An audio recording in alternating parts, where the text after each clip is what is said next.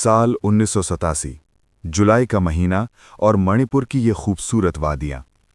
पहली नज़र में यहाँ सब कुछ बहुत शांत और सुकून भरा लगता है, लेकिन 9 जुलाई 1987 की वो दोपहर इस शांति को हमेशा के लिए दफन करने वाली थी। सेनापति जिले के ओएनाम गांव के पास 21 नंबर असम राइफल्स की एक छोटी सी पोस्ट पर जवान अपनी रूटीन ड्यूटी में तैनात थे। उन्हें अंदाज़ा भी नहीं था कि घने बांस के जंगलों के पीछे NSCN के करीब 70 हथियारबंद विद्रोही घात लगाकर बैठे हैं। दोपहर के करीब 1:30 बज रहे थे। अचानक पहाड़ियों से गोलियों की बौछार होने लगी। हमला इतना तेज और अचानक था कि जवानों को संभलने का मौका तक नहीं मिला।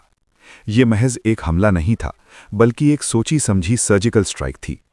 उग्रवादियों का मकसद सिर्फ खून बहाना नहीं, बल्कि भारतीय सेना के उस जखीरे पर कब्जा करना था जो इस चौकी की हिफाजत में रखा गया था। करीब 1 घंटे तक चली इस मुठभेड़ में असम राइफल्स के कई जवान शहीद हो गए। हमलावर वहां से 100 से ज़्यादा राइफलें, लाइट मशीन गन और भारी मात्रा में गोला बारूद लूटकर घने जंगलों में गायब हो गए। NSCN, national socialist council of Nagaland, ये वो संगठन था जो एक अलग देश की मांग को लेकर सालों से भारतीय सेना के खिलाफ जंग लड़ रहा था। इनके लड़ाके जंगलों में गुरिल्ला वॉर के माहिर थे। उनके सामने खड़ी थी असम राइफल्स, जिसे पहाड़ियों का प्रहरी कहा जाता है। लेकिन उस दिन कहीं ना कहीं इंटेलिजेंस से बड़ी चूक हुई थी। रिपोर्ट्स बताती हैं कि हमले से कुछ दिन पहले संदिग्ध हलचल की खबर मिली थी, लेकिन शायद उसे वक्त रहते भांपा नहीं गया। भारतीय सैन्य इतिहास में ये हथियारों की सबसे बड़ी लूट में से एक थी। खबर जब दिल्ली के गलियारों तक पहुंची तो पूरे महकमे में हड़कंप मच गया। ये सिर्फ एक पोस्ट पर हमला नहीं था, बल्कि सेना के गर्व पर एक गहरी चोट थी। कहा जाता है कि उसी रात मणिपुर के मुख्यमंत्री R.K. जयचंद्र सिंह के पास दिल्ली से एक फोन आता है। संदेश सख्त और साफ था। यह सिर्फ विद्रोहियों की हरकत नहीं, बल्कि हमारे खिलाफ एक डिक्लेयर्ड वॉर है। जवाब देना जरूरी था, और वो जवाब आने वाला था ऑपरेशन ब्लूबर्ड की शक्ल में। लेकिन किसी को नहीं पता था कि हथियारों की तलाश में शुरू हुआ ये ऑपरेशन इतिहास के सबसे विवादित अध्यायों में तब्दील हो जाएगा।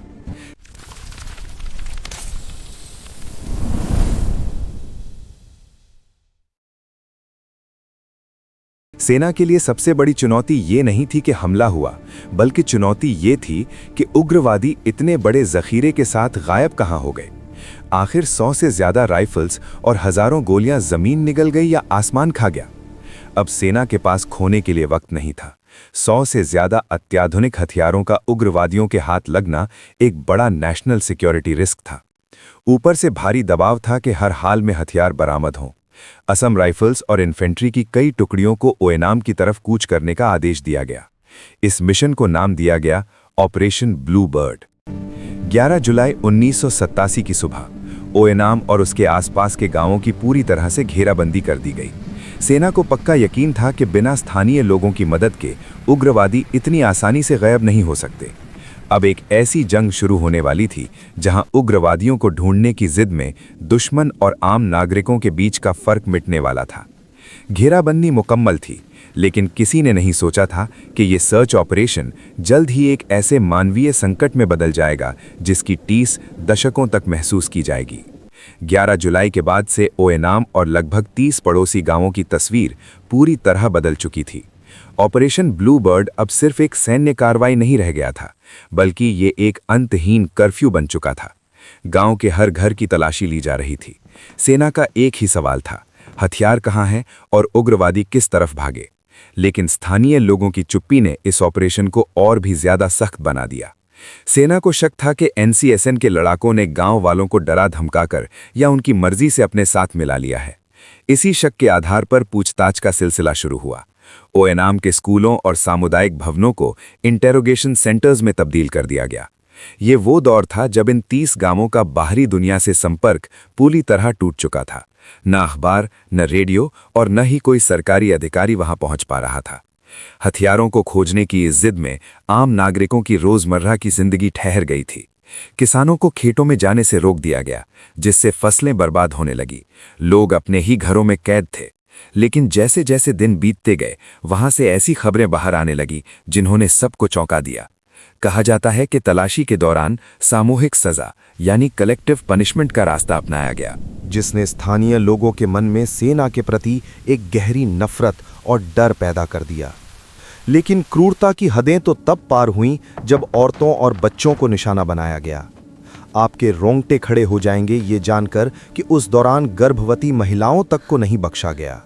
उन्हें जवानों के सामने ही डिलीवरी करने के लिए कहा गया। कई महिलाओं ने बाद में बयान दिया कि उन्हें निर्वस्त्र करके लाइन में खड़ा किया गया और उनके सामने उनके पतियों को अधमरा कर दिया गया। एक चश्मदीद महिला ने यहाँ तक बताया कि उसके पति को बुरी तरह पीटने के बाद उसकी आंखों के सामने जिंदा दफना दिया गया। ये कोई युद्ध का मैदान नहीं था, ये भारत का एक अपना गांव था। लेकिन 60 दिनों से भी ज़्यादा चले इस ऑपरेशन ब्लू बर्ड ने ओएनाम को एक सीलबंद सैन्य प्रयोगशाला बना दिया था। यहाँ न कोई डॉक्टर पहुंच सकता था, न कोई पत्रकार और न ही कोई वकील। पूरे इलाके को नेशनल सिक्योरिटी के नाम पर एक ब्लैक होल में तब्दील कर दिया गया था, जहां से सिर्फ चीखें बाहर आती थीं, लेकिन सुनने वाला कोई नहीं था। इतिहास के पन्नों में दर्ज कई रिपोर्ट्स दावा करती हैं कि उस दौरान मानवाधिकारों का जमकर उल्लंघन हुआ, लेकिन सेना का तर्क साफ था, ये राष्ट्रीय सुरक्षा का मामला है और हथियारों की बरामदगी सर्वोच्च प्राथमिकता है। पर सवाल ये था कि क्या प्रशासन को वाकई खबर नहीं थी, या फिर लोकतंत्र के रखवाले ही इस अन्याय के आगे घुटने टेक चुके थे। ओएनाम में कानून खुद बेबस खड़ा था। AFSPA यानी armed forces special powers act की वो ढाल जो सरहद पर दुश्मन के खिलाफ इस्तेमाल होनी थी, अब इंसाफ के हर रास्ते पर एक दीवार बन चुकी थी। न कोई मजिस्ट्रेट गांव जा सकता था, न पुलिस की कोई गाड़ी वहां मुड़ सकती थी। जिले के बड़े अधिकारियों के पास फाइलें तो पहुंच रही थीं, लेकिन उन पर कोई दस्तखत नहीं हो रहे थे। सेना का तर्क सीधा और सख्त था, ये राष्ट्रीय सुरक्षा का मामला है। इसी एक जुमले ने रिपब्लिक ऑफ इंडिया के भीतर एक ऐसा टापू खड़ा कर दिया था जहां संविधान की कोई धारा काम नहीं करती थी। अगर सेना ने किसी को हिरासत में लिया है तो पुलिस रिपोर्ट दर्ज नहीं कर सकती थी। अगर कोई लापता है तो कोर्ट में अर्जी नहीं लग सकती थी। सुरक्षा के नाम पर दी गई इस असीमित शक्ति ने इंसानियत को बहुत छोटा कर दिया था। ओएनाम में जो कुछ हो रहा था उसकी खबर न बाहर जा सकती थी और न ही बाहर से कोई मदद अंदर आ सकती थी। सड़कों पर सन्नाटा था, लेकिन घरों के भीतर खौफ की एक ऐसी इबारत लिखी जा रही थी जिसे आने वाली कई पीढ़ियां चाहकर भी नहीं मिटा पाएंगी। अक्टूबर 1987। 3 महीने तक चले एक बड़े सैन्य ऑपरेशन के बाद मणिपुर के सेनापति जिले का एक छोटा सा इलाका ओएनाम धीरे धीरे खामोश होने लगा। सड़कों पर खड़े सैन्य ट्रक, गांवों में बने अस्थायी कैंप और हर घर पर छाई दहशत, सब कुछ धीरे धीरे हटने लगा। लेकिन यह किसी जीत का अंत नहीं था, यह सिर्फ एक वापसी थी। जब सेना और असम राइफल्स की टुकड़ियां वहां से हटीं तो उनके पीछे छूटे टूटे हुए घर, खाली खेत और ऐसे लोग जिनकी जिंदगी अब पहले जैसी नहीं रही थी।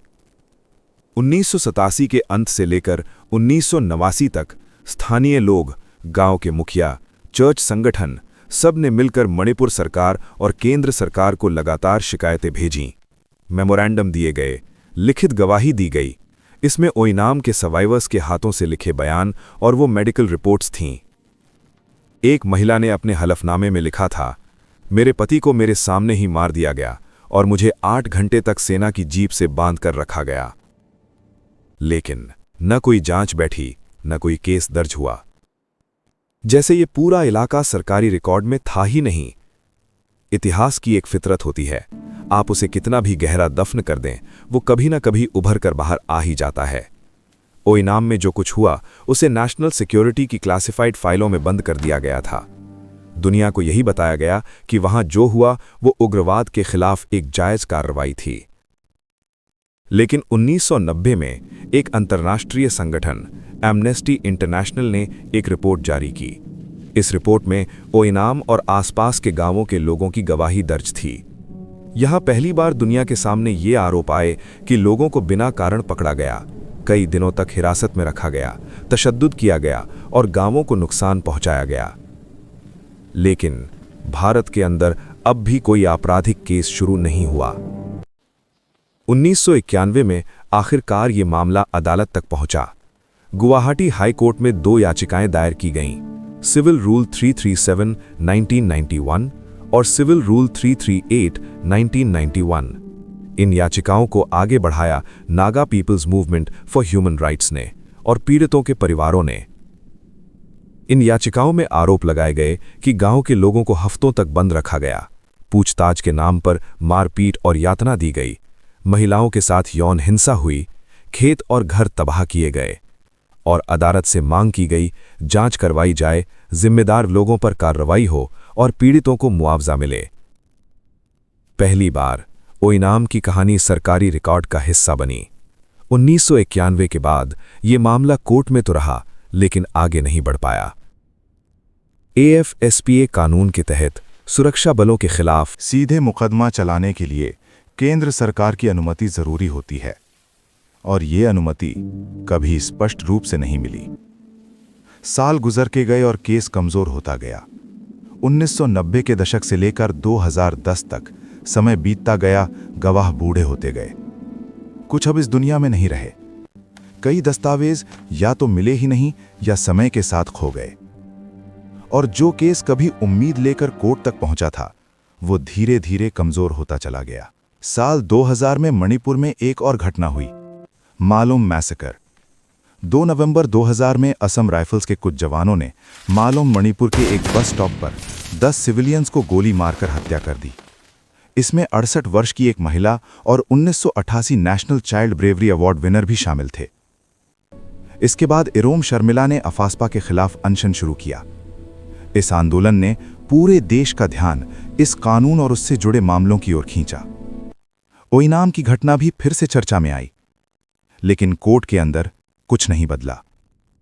करीब 3 दशक बाद 2019 में गुवाहाटी हाईकोर्ट में चल रहा यह मामला आखिरकार समाप्त कर दिया गया। कारण था सबूतों की कमी। कोर्ट के पास सिर्फ पीड़ितों के बयान बचे थे, लेकिन इतने सालों बाद वो भी कानूनी रूप से पर्याप्त नहीं माने गए। आज ओइनाम गांव देखने में किसी भी दूसरे पहाड़ी गांव जैसा लगता है। वही हरियाली, वही शांति, लेकिन यहां की खामोश दीवारों में एक ऐसा इतिहास दफन है जिसे भारत की मुख्य धारा की किताबों ने कभी जगह नहीं दी। यहां कोई सरकारी स्मारक नहीं है, नहीं कोई शहीद स्तंभ। सरकार की नजरों में यह सिर्फ एक काउंटर इंसर्जेंसी मिशन था जो फाइलों के साथ बंद हो गया। हर साल 11 जुलाई को यहां की हवाएं भारी हो जाती हैं। कोई बड़ा भाषण नहीं होता, कोई राजनीतिक रैलियां नहीं निकलती, बस घरों की खिड़कियों पर चुपचाप एक मोमबत्ती जला दी जाती है। ये मोमबत्ती उन लोगों की याद में है जिन्हें व्यवस्था ने भुला दिया। यहां के युवा आज भी पूछते हैं, हमारे अपनों का कसूर क्या था? लेकिन जवाब देने वाला कोई नहीं है, क्योंकि ओइनाम की त्रासदी को सिर्फ एक राष्ट्रीय राज बनाकर दबा दिया गया। ओइनाम की कहानी हमें याद दिलाती है कि जब सुरक्षा के नाम पर जवाबदेही खत्म हो जाती है तो लोकतंत्र हारने लगता है। अगर आपको ये वीडियो अच्छी लगी और आप ऐसी और रियल स्टोरीज सुनने में रुचि रखते हैं तो कृपया इस वीडियो को लाइक करें और चैनल को सब्सक्राइब करना न भूलें। आपका सपोर्ट ही हमें आगे बढ़ने और बेहतर कंटेंट बनाने के लिए मोटिवेट करता है।